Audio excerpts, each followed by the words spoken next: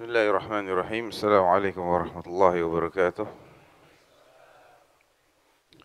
Innal hamdalillah nahmaduhu wa nasta'inuhu wa nastaghfiruh wa na'udzu billahi min shururi anfusina wa sayyiati a'malina. Man yahdihillahu fala mudilla lahu wa man yudlil fala hadiya lahu. Asyhadu an la ilaha illallah wahdahu la syarika lahu wa asyhadu anna Muhammadan 'abduhu wa rasuluh wa safiyyuhu wa khaliluhu wa khiratuhu min khalqihi. Salawatullahi wa salamuhu alaihi wa ala alihi wa man sara ala nahjihi ila yaumiddin. Amma ba'd. Ayyuhal ikhwah, barakallahu fiikum. Alhamdulillah, Allah masih tetap mencurahkan nikmatnya kepada kita, yang dengan nikmat itu kita dimudahkan untuk taqarrub kepada Allah, mendekatkan diri kepada Allah dengan menghadiri majelis yang kita harapkan sebagai wasilah yang mempermudah jalan kita untuk mencapai jannahnya. Kama qala alaihi salatu wassalam, man salaka tariqan yaltamisu fihi ilman sahhalallahu bihi tariqan ilal jannah. Siapa yang menempuh suatu jalan dalam rangka mencari ilmu, maka dengan itu Allah akan permudah jalannya ke jannah. Di hadis yang lain, hadisnya Abu Hurairah fi Sahih Muslim, Nabi bersabda, "Majtama'a qaumun fi baitin min buyutillah yatluna kitaballah wa yatadarasunahu bainahum illa nazalat 'alaihimus sakinah wa ghasyiyatuhumur rahmah wa haffathumul malaikah wa dzakarahumullahu fi man 'indah." Yang artinya, tidaklah sekelompok orang berkumpul di salah satu rumah Allah di masjid dalam rangka tilawah kitabillah dan saling mengkaji di antara mereka, melainkan Allah akan berikan 4 hal.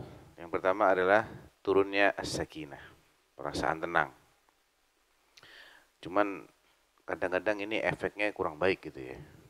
Saking tenangnya biasanya apa? Bablas, ngantuk gitu. Yang kedua, mereka akan diliputi ghasyiyatuhum rahmah, oleh rahmat Allah Subhanahu wa taala. Dan perlu kita ketahui ayyuhal ikhwah, bahwa yang paling berpengaruh untuk menyelamatkan seseorang dari ancaman neraka dan memasukkannya ke dalam jannah itu bukan amal soleh, tapi rahmatnya Allah. Karena amal soleh kita ini tidak seberapa kalau dibandingkan dengan nilainya jannah. Bukan hanya kita, para nabi, para rasul pun juga sama. Amal soleh mereka tidak akan cukup untuk bisa ditukar dengan jannah. Namun Allah Subhanahu wa taala tidak menuntut hambanya ini untuk membayar harganya jannah dengan amal mereka. Karena nggak akan ada yang bisa bayar. Ya, tapi amal harus, sedangkan yang paling berpengaruh adalah rahmat Allah. Nabi bersabda, "Innahu la yadkhula ahadun minkumul jannata bi'amalihi." Qalu wala anta ya Rasulullah? Qalu wala ana. Illa an yataghammadani Allahu bi rahmatih. Tidak ada seorang pun dari kalian yang akan masuk jannah karena atau sebagai imbalan dari amalnya. Enggak ada orang yang masuk jannah sebagai imbalan dari amalnya. Artinya amalnya tidak akan cukup untuk membayar jannah. Para sahabat bertanya, termasuk engkau ya Rasulullah? Jawab beliau, termasuk aku. Hanya saja kecuali kalau Allah menaungiku dengan rahmatnya.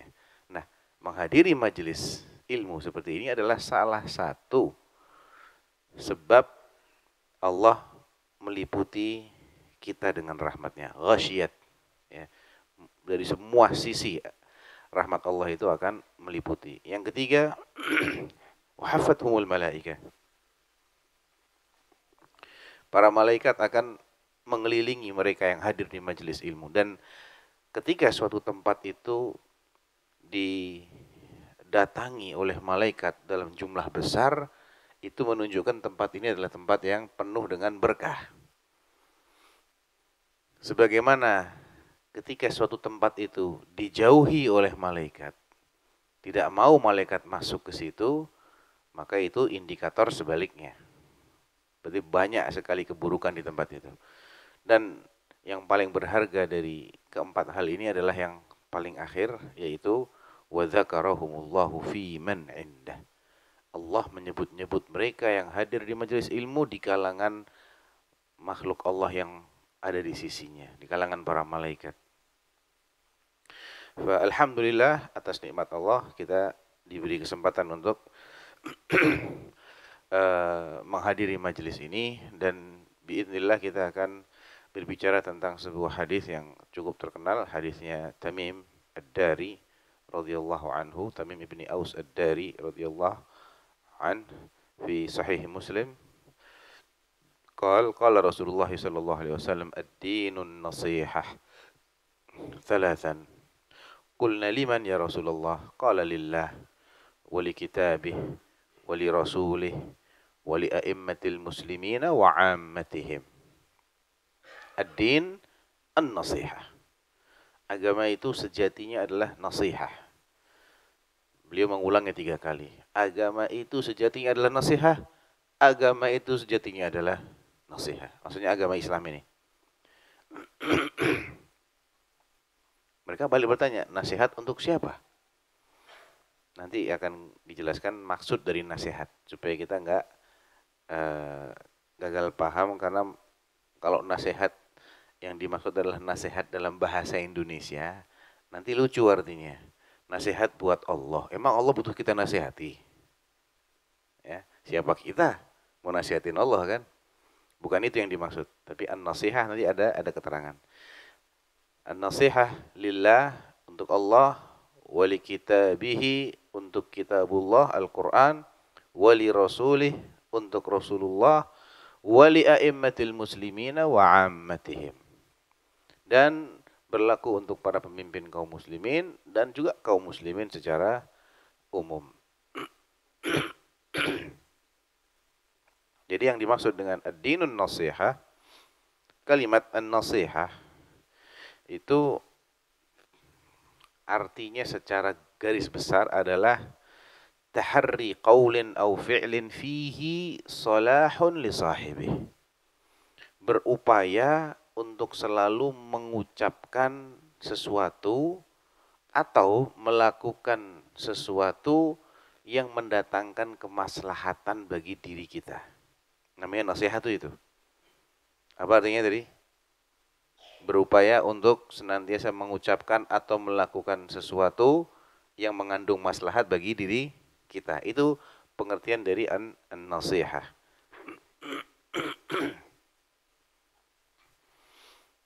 Ada juga yang memaknai nasihat adalah ada ma yajibu tijahal mansuhi lahu. Menunaikan kewajiban kita terhadap pihak yang dinasehati. Nah, definisi yang kedua ini akan lebih mudah. Artinya nasihat untuk Allah artinya kita menunaikan kewajiban kita untuk Allah. Nasihat untuk kitabullah, kita menunaikan kewajiban kita terhadap Al-Quran. Nasihat untuk Rasulullah artinya menunaikan kewajiban kita terhadap Rasulullah. Nasihat untuk para pemimpin kaum muslimin, ya begitu. Dan nasihat untuk kaum muslimin secara umum, ya apa kewajiban kita untuk kaum muslimin secara umum. Itu makna dari ad-dinu an-nasihah. Nah, nasihat lillah, menunaikan kewajiban kita kepada Allah, maka kewajiban itu yang paling penting, yang paling urgent adalah mewujudkan tujuan penciptaan kita. Apa kira-kira? Hah? Buat apa sih kita ada di sini? Ibadah.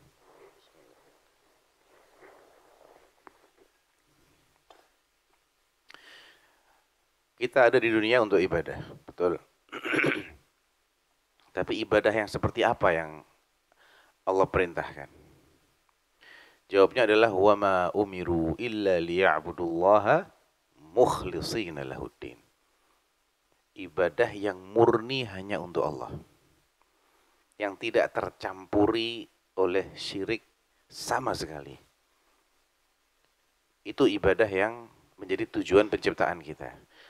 Singkatnya, hak terbesar Allah adalah mewujudkan tauhid. Dan itu kewajiban terbesar kita otomatis. Dan terkait tauhid ini ayyuhal ikhwah, barakallahu fikum, memang gak ada main-main. Gak ada tawar-menawar. Siapapun yang macam-macam menodai tauhid, Allah habisi dia. Kita bisa perhatikan ayat di surah Al-An'am mulai dari 83 sampai 88.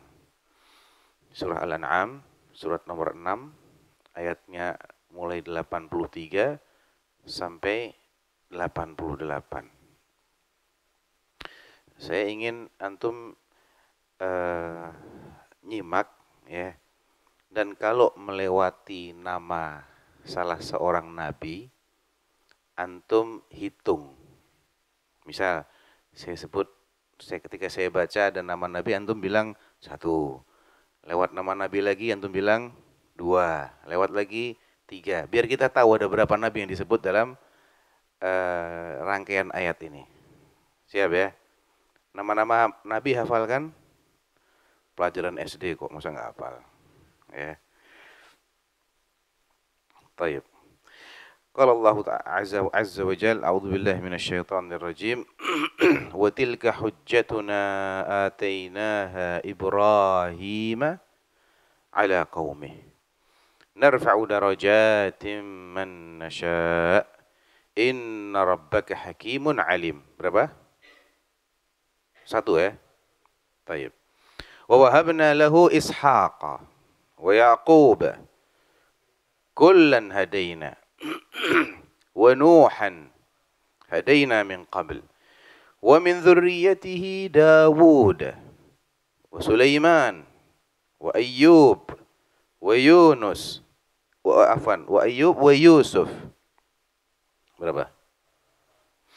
Wa Musa wa Harun.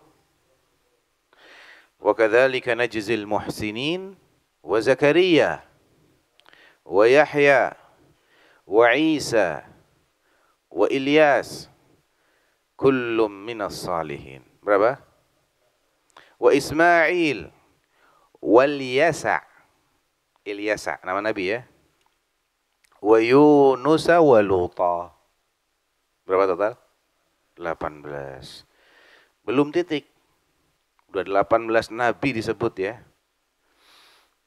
Wa kullan faddalna 'alal 'alamin wa min abaihim. Termasuk juga nenek moyang mereka itu. 18 nabi itu. Leluhurnya. Wa dzurriyyatihim, dan anak keturunannya. Wa ikhwanihim, dan saudara-saudaranya. Kira-kira ada manusia yang tersisa ini? Ada yang enggak tercakup oleh ayat-ayat yang tadi kira-kira? Semua kena ya? Berarti antum keturunan Nabi semua nih? Iya memang. Keturunan Nabi Nuh kita, betul. Enggak boleh ada yang ragu kalau kita keturunan Nabi Nuh. Karena yang manusia yang ada di muka bumi hari ini hanya keturunannya Nabi Nuh. Nah, waj'alna dzurriyyatahu humul baqin. Dan kami jadikan keturunannya Nuh itulah yang tetap eksis setelah banjir yang menenggelamkan bumi ini. Jadi alhamdulillah keturunan Nabi antum. Taib. Wa min abaihim wa dzurriyyatihim wa ikhwanihim wajtabainahum wa hadainahum ila siratim mustaqim. Jadi ke-18 nabi ditambah sebagian, enggak semua. Sebagian leluhur mereka, ditambah sebagian anak keturunan mereka, dan sebagian saudara-saudara mereka itu menjadi orang-orang yang kami pilih dan kami beri hidayah. Kalau nabi-nabinya jelas, itu kami pilih dan kami beri hidayah. Tapi kalau keturunannya enggak semua, sebagian. Itu fakta kan? Fakta. Wa hadainahum ila siratim mustaqim, dan kami beri hidayah mereka itu ke jalan yang lurus. Dzalika hudallah, itulah petunjuknya Allah, yahdi bihi man yasha'u min ibadihi. Dengan petunjuk itu Allah bimbing siapa yang Allah kehendaki di antara hambanya. Poinnya di penutup ayat ke-88. Walau asyraku, seandainya mereka itu sampai berbuat syirik. Mereka itu siapa berarti? Ya semua yang disebut tadi. 18 nabi plus leluhurnya plus keturunannya plus saudaranya. Nggak main-main Allah di sini. Nggak ada toleransi, nol toleransinya. Bukan kata ana, Allah yang bilang. Coba, nggak percaya buka. Silahkan dicek. Baca terjemahannya. Walau asyraku, kalau sampai mereka berbuat syirik, lahabita anhum ma kanu ya'malun. Dijamin sama Allah, amalannya batal semua tuh. Nggak ada urusan Allah mau sama amalannya Nabi sekalipun, ya, mau amalan orang satu dunia sekalipun, sampai dia main-main sama tauhid, dia nodai, dia batalkan tauhidnya dengan perbuatan syirik, dijamin batal sama Allah. Ya, bagaimana dengan Rasulullah? Sama. Di ayat yang lain di surah Az-Zumar, surat ke 39, ayatnya 65. Allah berfirman, "Walaqad uhiya ilaika." Ayat ini ditujukan kepada Rasulullah Muhammad sallallahu alaihi wasallam. Walaqad uhiya, sungguh telah diwahyukan ilaika, kepadamu. Siapa ini? Mu ini siapa? Hah? Muhammad sallallahu alaihi wasallam. Wa ilal ladzina min qablik. Dan kepada setiap nabi yang dapat wahyu sebelummu. Kira-kira ada yang terkecualikan enggak? Semua nabi dapat ya, masuk ya. Karena nabi kita kan nabi terakhir. Kalau dibilang diwahyukan kepadamu dan kepada nabi-nabi sebelummu, berarti semuanya kena. Apa bunyi wahyu yang turun kepada setiap nabi tanpa kecuali ini? Ini kalau boleh dinamai wahyu super ini. Ayat super yang turun kepada semua nabi, semua rasul. Bunyinya begini, la in asyrakta la yahbatanna amaluk. Kalau sampai engkau wahai, ya sebut aja nama nabinya siapa. Engkau wahai Muhammad, engkau wahai siapa? Isa, engkau wahai Musa, engkau wahai Ibrahim, Ishak, Yakub, Ismail, Sulaiman, Dawud. Silakan sebut. Berbuat syirik, la yahbatanna amaluka. Sungguh dijamin pasti batal amalanmu, wahai Muhammad, wahai Musa, wahai Isa, dan seterusnya. Wala takunanna minal khasirin. Dan sungguh pasti kamu akan rugi. Solusinya, balillaha fa'bud wa kum minasyakirin. Maka ibadahilah Allah saja dan jadilah engkau termasuk orang-orang yang bersyukur. Jadi inilah hak Allah yang paling besar alias kewajiban utama kita. Nomor satunya ini. Jangan sampai kita hidup ayyuhal ikhwah enggak paham tauhid. Percuma jadi manusia kalau enggak paham tauhid. Wallahi. Percuma jadi manusia betul. Wallahi. Ya. Kalau kita ingin tahu kok bisa orang yang nggak paham tauhid itu percuma jadi manusia, banyak ayatnya yang menunjukkan bagaimana Allah menilai manusia yang penampilannya tok manusia, tapi dia tidak bertauhid, itu Allah tidak menganggapnya sebagai manusia. Kita kasih tahu ayatnya ya. Bentar.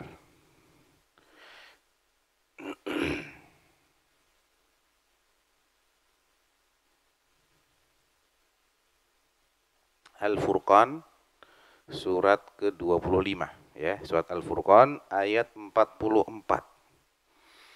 Di sini Allah menceritakan kondisi manusia-manusia yang terjerumus dalam kemusyrikan. Apa kata Allah? Am tahsabu anna aktsarahum yasma'un aw ya'qilun? Inhum illa kal an'am bal hum adallu sabila. Ya. Ayat ini berkaitan dengan orang-orang yang tidak mengabdikan dirinya untuk Allah saja. Karena sebelumnya Allah bilang begini, ayat sebelumnya ya, ayat 43 Allah bilang begini, Ara'aita man ittakhadha ilahahu hawahu. Tidakkah engkau wahai Rasulullah perhatikan keadaan orang-orang yang mempertuhankan hawa nafsunya, yang memperturutkan bisikan hawa nafsunya. Bukan dia taati perintah Allah, perintah Rasul, yang dia taati adalah bisikan hawa nafsu. Tidakkah engkau perhatikan orang-orang yang mempertuhankan hawa nafsunya? Afa anta takunu alaihi wakila. Memangnya kamu yang harus bertanggung jawab terhadap perbuatan mereka?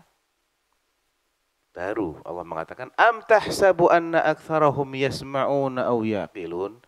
Apakah kamu kira sebagian besar mereka itu sebetulnya mendengar dan memikirkan, punya pendengaran dan punya akal? Inhum illa kal an'am. Mereka itu tidak ubahnya seperti binatang ternak. Balhum adallu sabila. Bahkan lebih sesat lagi jalan hidupnya daripada binatang ternak. Dipertegas di surat Al-A'raf ayat 179. Ya. Di surat Al-A'raf ayat 179 ini Allah berfirman, "Walaqad dzara'na li jahannam." Sungguh kami telah ciptakan untuk jahanam itu penghuninya itu adalah katsiran minal jinni wal ins. Banyak dihuni oleh jin dan juga oleh manusia. Lahum qulubun la yafqahuna biha. Mereka diberi hati tapi enggak dipakai untuk memahami. Walahum a'yunun la yubsiruna biha. Mereka itu diberi mata. Alatnya ada, tapi fungsinya enggak jalan. Enggak dipakai untuk melihat. Buta? Bukan. Enggak buta, kalau buta artinya mata mereka rusak, cacat, enggak. Tapi fungsi matanya dia sebagai manusia tidak berbeda dengan fungsi matanya, mohon maaf ya, sapi, kambing, dan binatang pada umumnya. Walahum adhanun la yasma'una biha. Mereka juga punya telinga, organ telinga punya. Kayak binatang itu juga punya telinga. Tapi nggak dipakai untuk mendengar sebagaimana manusia mendengar. Mendengarnya persis hanya seperti kalau binatang mendengar. Kira-kira binatang itu pernah nggak berpikir dia di akhirat bagaimana nasibnya? Pernah nggak? Ada nggak sapi, kucing, kambing, keledai berpikir nasib dia di akhirat bagaimana? Ada? Ada binatang pikir gitu? Enggak. Apa yang dipikirkan oleh binatang? Matanya binatang itu dipakai untuk apa? Untuk memahami ayat-ayat Allah? Untuk merenungi? Enggak kan? Untuk mendengarkan nasihat? Enggak kan? Cuman untuk maslahat dunia. Enggak lebih dari itu. Mata binatang dipakai hanya untuk mencari di mana ada makanan, datang ke situ dimakan. Ya. Walhasil tidak lebih dari kepentingan duniawi saja. Nah, kalau manusia juga begitu pola hidupnya, bedanya apa sama binatang? Enggak ada. Lahum qulubun la yafqahuna biha, walahum a'yunun la yubsiruna biha, walahum adhanun la yasma'una biha. Kesimpulannya, ulaika kal an'am bal hum adall. Ya, mereka itu kayak binatang ternak, bahkan lebih sesat karena mereka diberi potensi yang namanya akal, gak dipakai juga. Kalau binatang emang gak dikasih akal sama Allah. Lah ini dikasih akal kok sama pola hidupnya dengan binatang. Jadi ini semua karena mereka mengabaikan fungsi utama mereka diciptakan, yaitu mentauhidkan Allah. Ya. Makanya tauhid itu adalah hak terbesar Allah dan otomatis menjadi kewajiban nomor satu kita. Allah tidak main-main dan tidak segan-segan untuk menyiksa siapapun yang tidak mewujudkan tauhid. Adapun nasihat li kitabillah, ya kita menunaikan kewajiban kita terhadap kitabullah. Apa yang wajib kita wujudkan terhadap kitabullah, kita imani, kita ikuti. Ittabi'u ma unzila ilaikum min rabbikum. Ikutilah apa yang Allah turunkan, apa yang diturunkan kepadamu dari Rabbmu. Itu tugas kita. Kita disuruh untuk mengikuti Al-Quran. Di ayat yang lain, aminu billahi wa rasulihi wal kitabil ladzi nazzala ala rasulih. Berimanlah kamu kepada Allah dengan tauhid. Berimanlah kepada Rasulullah dengan mengimani beliau sebagai utusan Allah yang bicaranya atas bimbingan wahyu dan wajib kita ikuti aturannya.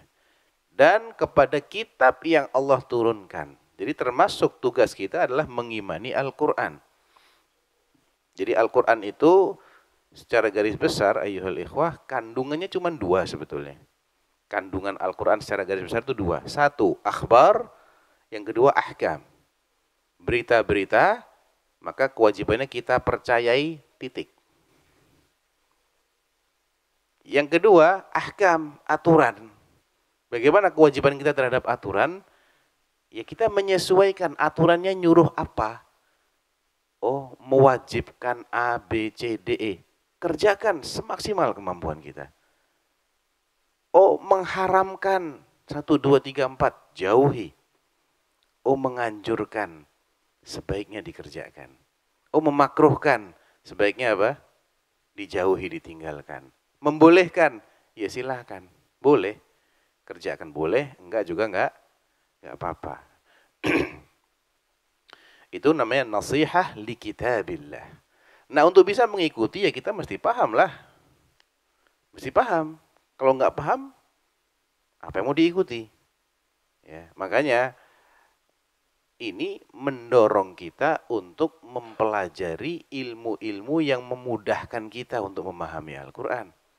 Ilmu tafsir, ilmu bahasa Arab, ya. Termasuk juga ilmu hadis. Karena banyak penjelasan-penjelasan tentang Al-Quran tidak ada kecuali dalam hadisnya Nabi SAW. Nggak bisa kita memahami dan mengamalkan Al-Quran tanpa kita merujuk kepada hadis Nabi, kepada sunnah Rasulullah Muhammad sallallahu alaihi wasallam. Tayyib. Nasihah li a'immatil muslimin. Artinya kita tunaikan kewajiban kita terhadap pemimpin kaum muslimin. Terhadap orang-orang yang Allah berikan hak untuk mengatur, untuk memerintahkan. Diberi wewenang oleh Allah, diberi kekuasaan. Mereka punya hak, punya. Kita punya kewajiban, punya. Mereka juga punya kewajiban, kita juga punya hak. Apa kewajiban kita terhadap mereka? Adalah kita taati perintahnya selama tidak mengandung maksiat. Walaupun nggak cocok dengan perintahnya. Jadi bukan ditaati yang cocok sama selera kita, bukan. Ditaati selama tidak mengandung maksiat. Nabi SAW mengatakan, alaikum bis-sam'i wa ta'ati fil mansyati wal makrahi. Ya, kalian wajib untuk taat dan mendengarkan perintah orang-orang yang memimpin kalian, baik dalam kondisi semangat untuk melaksanakan perintah mereka maupun dalam kondisi berat hati. Illa an tu'mara bi ma'siyah fala sam'a wala ta'ah. Kecuali kalau engkau diperintahkan untuk melakukan sesuatu yang sifatnya maksiat, maka enggak usah dengerin, enggak usah kerjakan. Ya. Dan ketika kita mengamalkan hadis Nabi ini, kita dapat pahala. Ya, dapat pahala. Karena itu adalah bagian dari ibadah. Dan tidak akan stabil kondisi suatu bangsa tanpa adanya pemimpin yang dihargai dan ditaati. Yang penting jangan taati dia dalam maksiat. Ya. Karena menaati pemimpin itu tidak berdiri sendiri, tidak independen, tapi selama perintah-perintahnya tidak mengandung maksiat. Kemudian termasuk kewajiban kita kepada para pemimpin kita dari kalangan kita loh ya. Kalau yang non nggak dibahas di sini, ya. Wa a'immatil muslimin, jelas kan? Dan para pemimpinnya kaum muslimin. Dan Allah tidak pernah memberi wewenang non muslim untuk memimpin muslim. Secara syar'i tidak pernah diberi wewenang. Walaupun faktanya ada, tapi secara syariat Allah tidak menamakannya sebagai waliul amril muslimin, ya, tidak dinamakan sebagai waliul amrinya atau ulil amrinya kaum muslimin, tidak. Di antara kewajiban kaum muslimin terhadap pemimpin mereka yang muslim adalah mengingatkan mereka, memberi masukan-masukan yang baik, mendorong mereka dalam kebaikan. Kalau mereka membuat kebijakan yang manfaat, didorong, didoakan. Kalau mereka keliru, diingatkan, tapi dengan lemah lembut. Bukan dengan cara-cara yang justru memprovokasi. Karena logikanya sederhana sebetulnya. Siapa sih orang yang suka dinasehati dengan cara dijelek-jelekkan di depan umum? Ada? Orang biasa aja, nggak usah penguasa lah, orang biasa. Ada nggak yang suka kalau dinasehati dengan cara dijelek-jelekan depan umum? Ada? Baik. Kira-kira kalau ada di antara kita yang dinasehati dengan cara seperti itu, apa perasaannya? Mau nurut? Berat. Ya kamu mencemarkan nama baik saya, bukan begitu dong. Kalau nasihat, apa susahnya kamu telepon saya? Datang ke rumah, bicara empat mata. Apa sih tujuan nasihat? Menyadarkan kan? Tapi kalau caranya begitu, justru memicu dendam. Apalagi kalau dia berkuasa. Dia nggak usah jadi penguasa aja, dia nggak akan mau dinasihati dengan cara begitu. Apalagi dia penguasa. Kira-kira bagaimana responnya kalau dia adalah orang yang punya kekuasaan, kemudian dia merasa dihina oleh salah satu rakyatnya?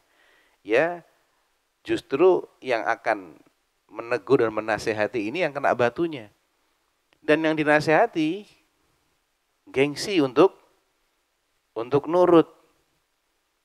Jadi nggak ada maslahatnya. Ya.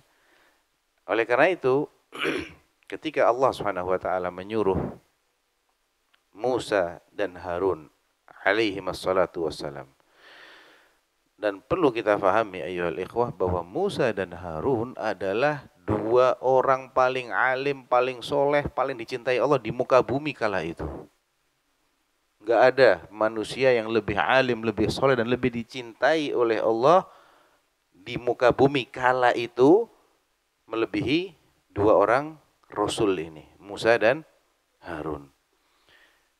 Disuruh datang kepada orang yang paling kafir, paling terkutuk, paling dibenci Allah di muka bumi kala itu. Siapa?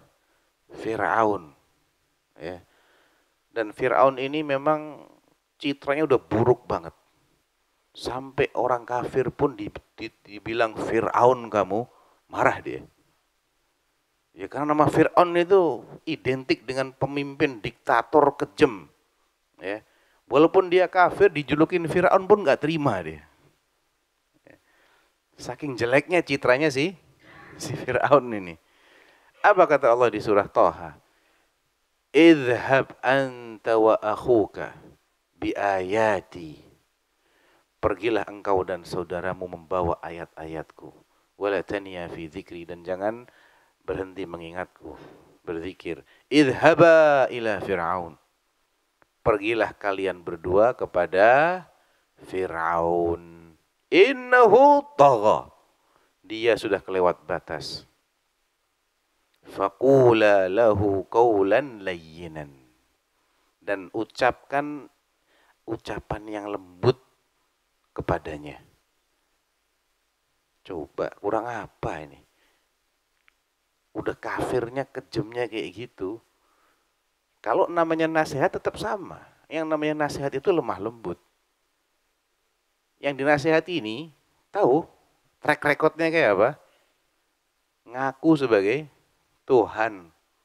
Kerjaannya membantai bayi laki-laki Bani Israel. Dan memperbudak wanita-wanitanya. Yudhabbihu abna'ahum wa yastahyi nisa'ahum. Dibunuh bayi laki-lakinya, perempuannya diperbudak, dan dia nyuruh orang satu negara untuk nyembah dia. Yang nggak mau dihabisi sama Firaun.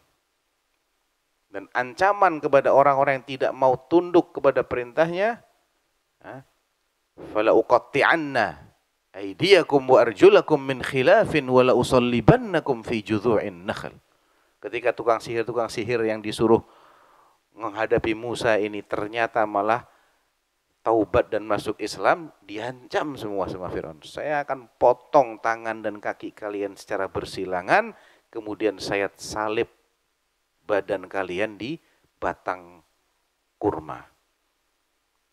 Ya, ancamannya jelas. Nah, ini ketika yang disuruh untuk menasihati adalah manusia terbaik, tetap caranya sama. Ya. Qula lahu qawlan layyinan. Ucapkan yang lemah lembut. La'allahu yatadzakkaru aw yakhsha. Mudah-mudahan dengan nasihat yang lembut itu dia tersadarkan dan takut kepada Allah.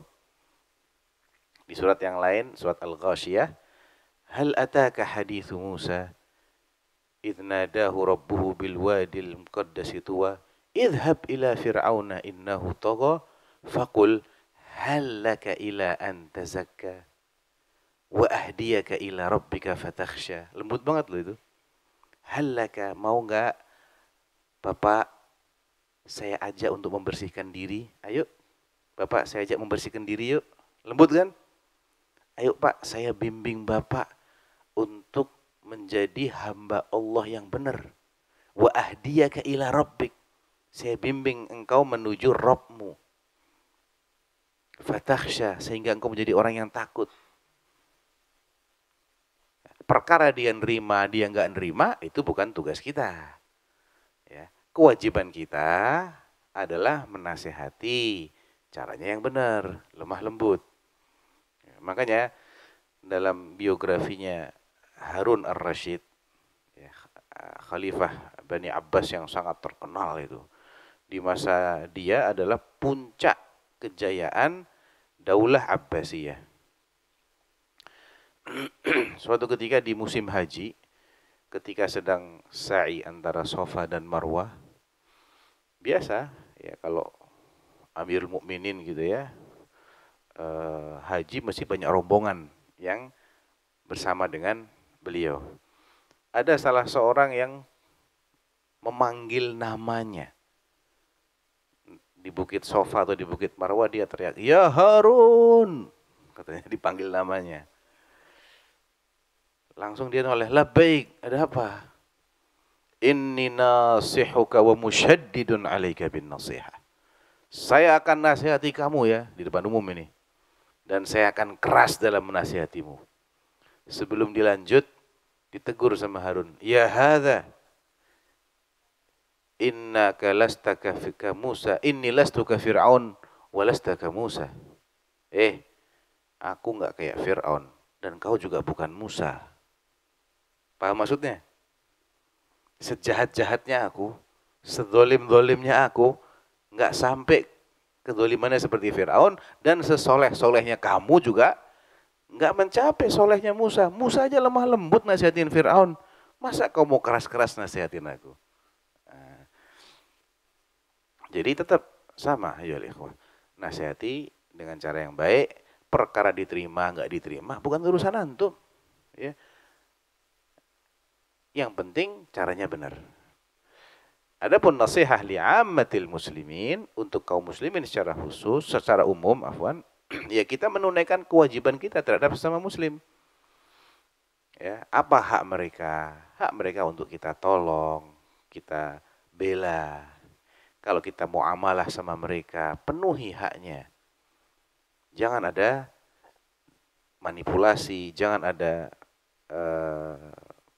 menipu, mengurangi takaran dan timbangan. Kemudian juga ingkar janji, akad-akad itu tepati. Aufu bil uqud. Apa kesepakatan yang sudah kita buat dengan saudara kita sama kaum muslimin, terikat dengan perjanjian kerjasama ataukah menjadi pegawai di sebuah perusahaan, apapun bentuk akad muamalahnya wajib kita penuhi. Itu bagian dari an-nasihah li'ammatil muslimin. Bahkan para sahabat itu ketika mengamalkan hadis ini, ada seorang sahabat namanya Jarir bin Abdullah. Jarir bin Abdullah, ceritanya dia itu mau beli kuda. Masuk dia ke pasar kuda, dia lihat ada kuda yang bagus. Tertarik dia dengan kuda itu. Maka dia suruh budaknya untuk nawar harganya. Yang punya kuda ini orang Badui. Orang yang nggak begitu paham harga. Cuman dikasih harga 300 dirham. Dilaporkan kepada majikannya. Tuhan, cuma 300 dirham. Suruh nambah harganya. Nggak segitu harganya. Coba. Tambah harganya. Udah 400. Balik lagi 400 tuan, masih kemurahan, suruh nambah lagi harganya. Sampai akhir 800 dirham. Bayangkan coba. Ada yang kayak gitu? Kalau bisa yang harga 800, tawar separuh. Ya kan? Itu kapitalis. Ya, mencari keuntungan sebesar-besarnya dengan modal sekecil-kecilnya. Itu bukan nasihat. Ya, walaupun nggak dosa, enggak. Cuman kalau ingin benar-benar nasihat, ya, sebagaimana kita senang kalau mendapat perlakuan itu, perlakukan saudara kita dengan perlakuan yang sama. Ya, karena kuncinya selamat di dunia dan akhirat itu simple sebetulnya. Dijelaskan oleh Nabi SAW, "Faman ahabba an yuzahzaha 'anil nar wa yudkhalal jannah." Siapa yang ingin dijauhkan dari neraka dan dimasukkan ke dalam jannah, satu, fala ta'tihi maniyatuhu illa wa huwa yu'minu billahi wal yaumil akhir. Ini syarat yang pertama. Jangan sampai ajal menjemputnya kecuali dia dalam keadaan iman kepada Allah dan hari akhir. Mukmin, muwahhid, bertauhid. Syarat yang kedua apa? Wal ya'ti ilan nas bima yuhibbu an yu'ta ilaih. Ya, perlakukan orang-orang dengan perlakuan yang kau ingin dapatkan dari mereka. Kamu ingin kalau barangmu itu mahal, dihargainya mahal kan? Ya enggak? Ya hargailah barang yang memang berharga dengan harga yang layak. Ya ini bukan wajib. Kalau dia rela, sukarela enggak apa-apa, dibeli itu enggak apa-apa. Ya enggak apa-apa. Yang enggak boleh itu kalau mengurangi haknya dia. Kalau dia rela, enggak apa-apa Pak, saya rela kok. Saya mau sedekah, ya enggak apa-apa. Ya. Itu kira-kira pengertian dari nasihat untuk seluruh kaum muslimin. Wallahu taala alam. Wassallallahu ala nabiyina Muhammad wa ala alihi sahbihi wasallam. Assalamualaikum warahmatullahi wabarakatuh.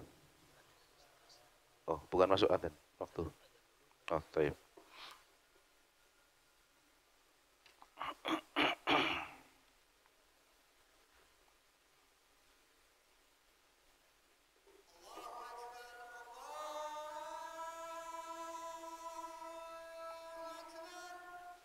Allahu akbar.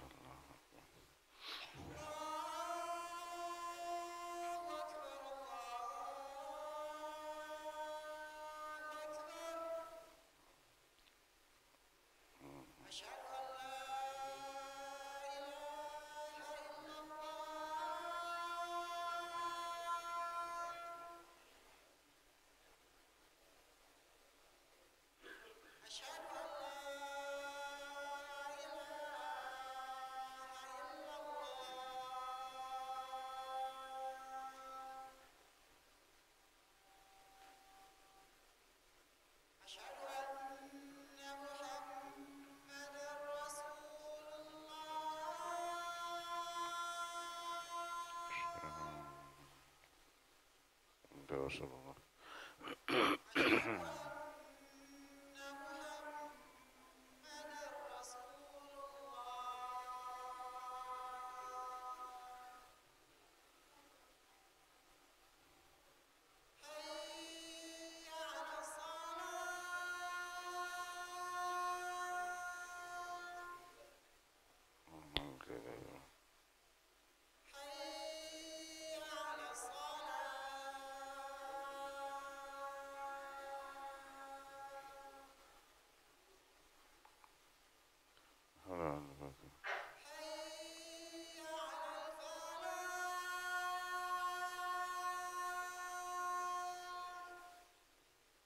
حول ولا قوة إلا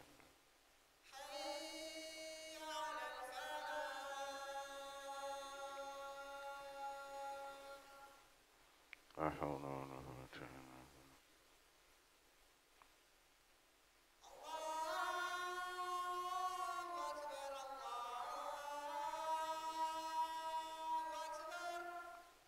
الله أكبر.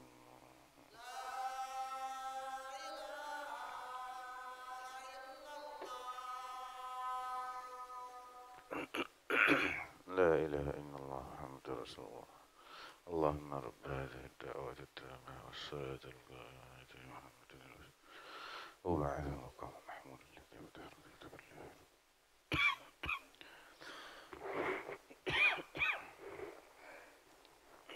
محمد صلى الله عليه وسلم.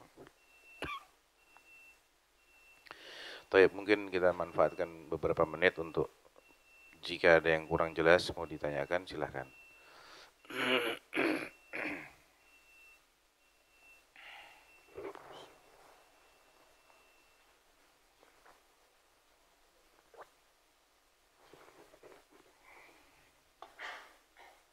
Ada ya?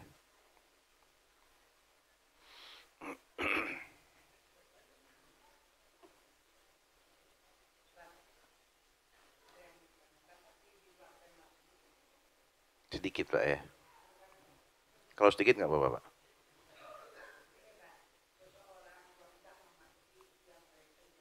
Hmm.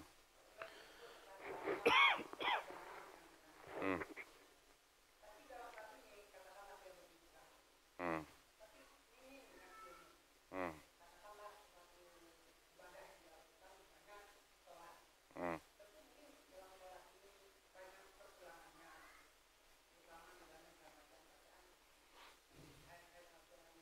Hmm. Hmm.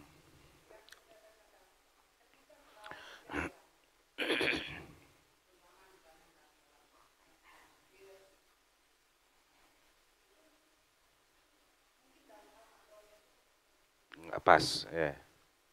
Terus? Hmm. Hmm.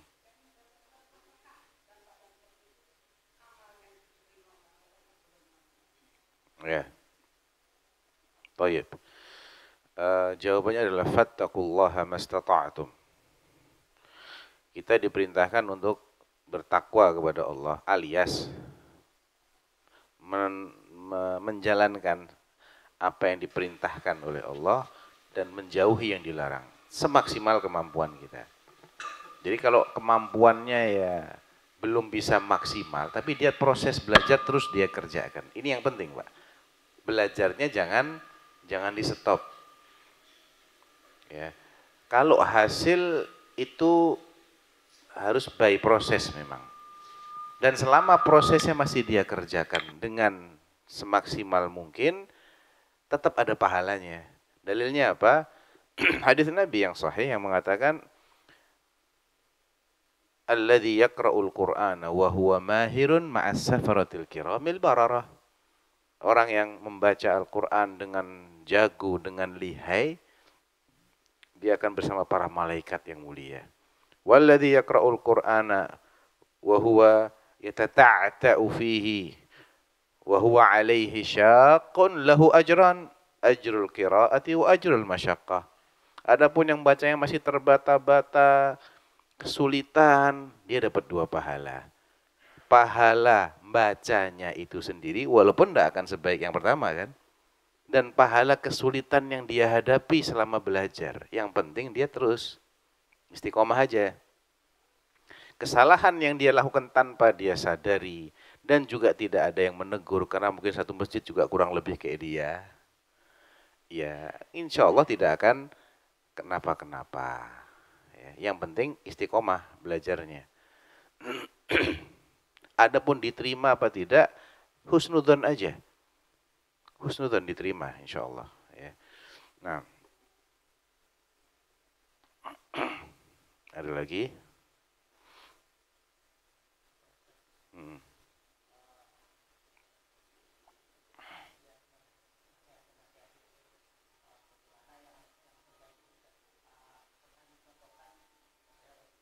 Allahumma shalli wa sallim alaihi.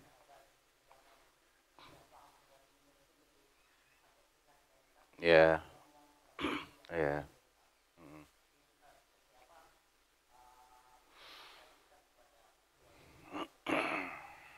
Ya. Jadi intinya pertanyaannya kiat-kiat dalam nasihat menasihati. Rasulullah kadangkala menasihati dengan tegas. Jika yang dinasihati adalah sahabat yang sudah paham. Sebetulnya bagaimana sih konsep menasihati itu? Ya memang menasihati itu kan kita mesti paham tujuan utamanya apa, kesalahannya apa. Siapa kita yang menasihati dan siapa yang kita nasihati. Ini faktor-faktor ini akan mempengaruhi cara yang dipilih. Misal, yang berbuat salah, contoh praktisnya ya, hadisnya Nabi SAW ketika beliau dilapori bahwa Muadz bin Jabal radhiyallahu anhu yang mengimami orang di masjid itu panjang sekali kalau baca. Sampai ada salah satu makmum yang akhirnya membatalkan sholatnya dan sholat sendiri. Kenapa? Karena dia ini penggembala. Yang namanya penggembala itu capek seharian dia ngurusin untanya, datang dia ke masjid, untanya direbahkan dan diikat. Jadi unta itu bukan diikat lehernya, bukan. Diikat kakinya. Ya, ditekuk gini, kalau duduk kan tekuk gini kakinya ya. Diikat pakai ikal. Ikat gitu ya. Cuman ini lama-lama kendor, bisa lepas. Makanya harus sering-sering dikencangkan. Nanti sekian waktu datang kencangkan lagi. Kalau enggak kendor lepas kabur dia. Nah, ketika dia sudah mengikat untanya, ikut sholat isya berjamaah, fastaftaha surat al-Baqarah. Habis Al-Fatihah selesai, Bismillahirrahmanirrahim. Alif lam mim. Dzalikal kitabu la raiba fi. Aduh, Al-Baqarah dibaca. Kapan selesai nih? Ya, akhirnya aduh kelamaan. Entar unta saya keburu kabur. Ditinggal dia sholat sendiri di pojokan. Dilaporkan sama jamaah masjid, wah ini munafik ini orang. Ayo kita laporkan ke Rasulullah. Sampai di depan Rasulullah, ditanya, kenapa kamu begini? Jangan tergesa-gesa ya Rasulullah. Mu'adz baca Al-Baqarah. Saya ini kepikiran unta saya. Udah capek saya seharian. Kalau saya ikutin sampai selesai, kabur unta saya. Yang dimarah Mu'adz. Dan marahnya kencang. Afattanun anta ya Mu'adz. Padahal kesalahannya apa sih? Sholatnya lama. Sholat ibadah kan? Kira-kira kalau makin lama kan makin banyak pahalanya harusnya ya? Ya, justru karena kesalahan ini kesalahan yang terselubung, tersamarkan. Gak banyak orang paham kalau ini adalah kesalahan. Makanya jamaah masjidnya belain Mu'adz. Ngelaporin ini orang malah. Tapi sebetulnya Mu'adz salah. Dan kesalahan dia ini justru akan membuat orang jadi malas jamaah di masjid. Oh, imamnya si fulan, ntar bacaan Nisa habis ini. Besok Ali Imran. Ya, gemeter kaki saya kalau kalau makmum di belakang dia. Akhirnya masjidnya jadi tinggal orang dan ini adalah mafsadat besar. Jadi bentuk kesalahan adalah kesalahan yang tidak banyak orang memahami itu sebagai kesalahan dan efeknya justru menjauhkan orang dari Baitullah. Itu dari segi kesalahannya. Pelakunya siapa? Pelakunya bukan mu'alaf. Kalau mu'alaf nggak mungkin Rasulullah negur keras-keras. Ini pelakunya sudah dari kemarin-kemarin sudah murid seniornya Rasulullah, mau dimarahin kayak apa insya Allah tetap setia sama Rasulullah. Ya, dibentak-bentak juga udah diem aja dia. Coba Arab Badui baru masuk Islam kemarin sore, murtad dia habis itu, dimarah-marahin ya. Jadi yang dimarah-marahin adalah orang yang ketika dinasihati secara keras pun aman. Dan itu yang tahu adalah orang yang sudah dekat hubungannya. Kemudian dari segi yang menasehati siapa? Orang paling dihormati, paling disegani Rasulullah. Ya. Yang Mu'ad itu segen banget sama beliau. Jadi aman. Tapi kalau orang baru kenal, antum mau bentak-bentak, ya ma'asalamah, bubar udah. Siapa lo? Anda siapa? Itu kan. Apalagi. Nah, sekarang bandingkan dengan bagaimana ketika kemungkaran itu, kemungkaran yang semua orang ngerti kalau itu mungkar. Tapi pelakunya orang yang badui. Bukan orang yang terpelajar. Bukan orang yang berpendidikan. Apa kesalahannya? Kencing dalam masjid. Ini masjid apa nih? Namanya apa? Naudul Jannah. Ini masjid Nabawi yang dikencingin. Bayangkan coba. Datang Nabi habis sholat nih. Tahu-tahu mojok kencing di pojokan. Nggak pakai babi bu, kencing dia di pojokan. Orang satu masjid teriak, "Weh, kurang ajar kamu ya." Mau diusir. Apa kata Nabi? La tazrimu. Jangan diputus kencingnya. Biar dituntas dulu. Udah terlanjur masalahnya. Beda kalau celingak-celinguk. Mau apa kamu nih? Jangan kencing di sini. Nah, dia belum kencing. Ini udah langsung dia cur. Udah terlanjur, udah kena. Kalau dikejar-kejar, rata satu masjid kena kencingnya dia. Lebih besar madorotnya gitu loh. Dan masjid dikencingi, kira-kira siapa yang nggak ngerti kalau itu adalah perbuatan mungkar? Ya cuman pelakunya doang. Orang satu masjid ngerti semua. Iya ini mungkar, faham. Makanya mereka semua protes. Lain dengan kesalahannya Mu'ad. Satu masjid nggak sadar kalau itu salah. Jadi cara ngingkarinya beda. Ketika kesalahan ini kesalahan yang semua orang ngerti, nggak usah keras-keras, orang udah paham semua ini kesalahan. Udah terlanjur, tunggu dulu. Udah kelar kencing, ambilkan air 1 ember. Guyur tuh bekas yang kena kencing. Karena masjidnya Nabi itu tanah. Jadi langsung nyerap ke tanah. Ada kerikil, bawahnya langsung kencing, nyerap ke tanah, diguyur aja, sudah. Habis itu yang salah, yang dinasihati yang lain-lain, nggak usah, udah paham mereka semua. Sini. Ini masjid. Bukan tempatnya buang-buang kotoran yang begini. In hadzal masjid la yasluhu li syai'in min hadhil qadhurat. Masjid itu bukan tempat untuk buang-buang kotoran. Masjid itu buat sholat, buat baca Quran, buat zikir ya. Langsung dia bilang, Allahumma arhamni wa Muhammada wa la tarham ma'ana ahada. Ya Allah, rahmatilah aku dan Muhammad saja, yang lain-lain jangan. Galak semua yang lain-lain. Apa kata Rasulullah? Laqad tahajjarta wasi'an. Kau jangan batas-batasi rahmat Allah yang demikian luas. Masa cuma buat kita berdua? Jadi lihat kesalahannya. Ini badui. Jelas. Faja'a a'rabiyun. Datang orang badui. Kelihatan dari cara berpakaiannya. Kelihatan orang badui itu beda dengan orang kota. Orang kota mah necis gitu ya. Sikap-sikapnya sikap-sikap orang beradab. Kalau orang ini tinggalnya di gurun yang dilihat keras-keras semua. Ya udah karakter dia kayak gitu. Sehingga kalau dikerasi murtad dia.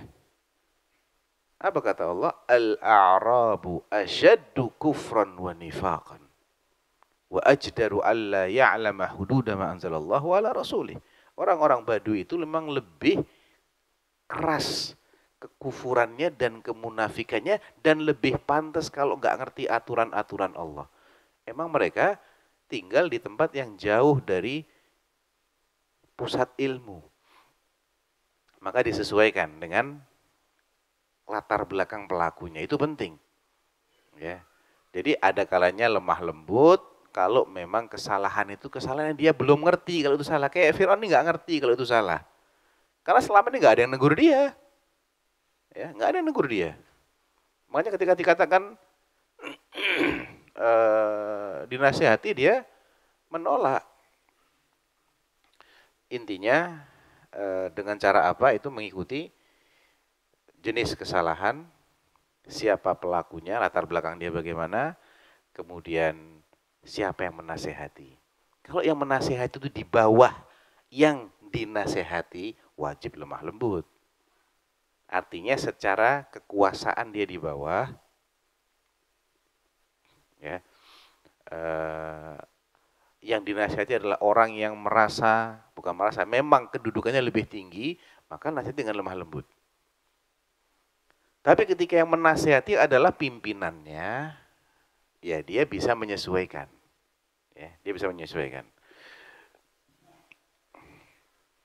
Ini ada pertanyaan, bagaimana cara menasihati imam tetap yang bacaannya kurang baik, Ustadz? Ya sama, nasihati dengan lemah lembut. Mohon maaf Pak, tadi saya mendengar Bapak bacanya begini, Pak. Itu tidak pas, mohon dikoreksi. Dan harusnya, ini juga harus jadi edukasi umum ya, Pak. Artinya harus difahami oleh semua.